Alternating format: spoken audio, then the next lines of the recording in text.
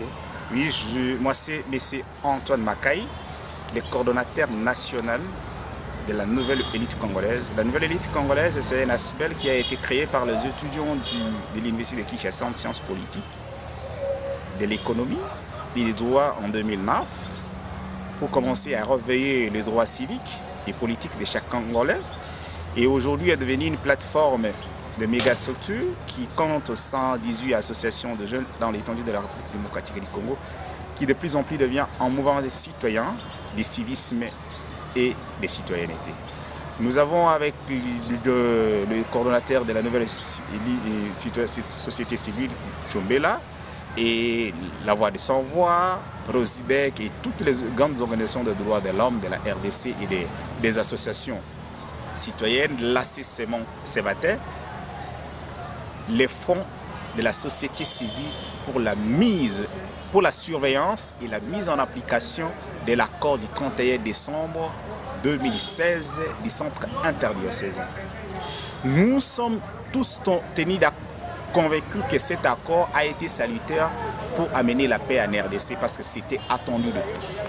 Mais nous sommes tous éveillés que les politiciens déçoivent toujours. Il faut leur relever patriotisme. Nous devons mettre des plateformes partout pour surveiller pas à pas l'application de cet accord pendant cette année transitoire.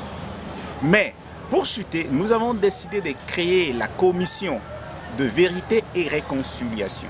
Parce que tous les accords, à partir de Sun City jusqu'à aujourd'hui, ne statuent que sur le bourreau, ne statuent pas sur les victimes. Nous voyons le bourreau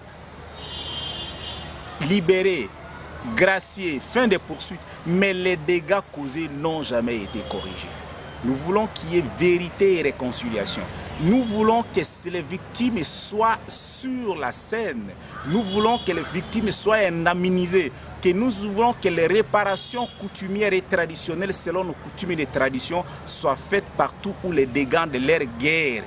Parce qu'on ne peut pas laisser les bourreaux dans la victoire et la victime dans sa souffrance. Si aujourd'hui le docteur Mukwege est aux publicités l'homme de l'Afrique, ce sont les dégâts des politiciens congolais. Alors, nous devons tenir compte de ces pauvres de Massissi, de Rutshuru, de Goma, de Kinshasa et de partout qui coupissent inutilement les prisons, victimes de viols, victimes d'appropriation de leurs richesses, victimes de vandalisme politique et de torture, et que nous voulons que la justice soit égalitaire et pour tous.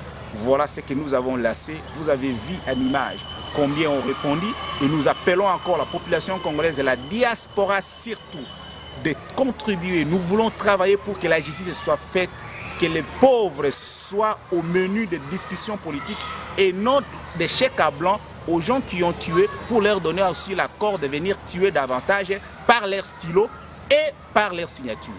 Merci, monsieur.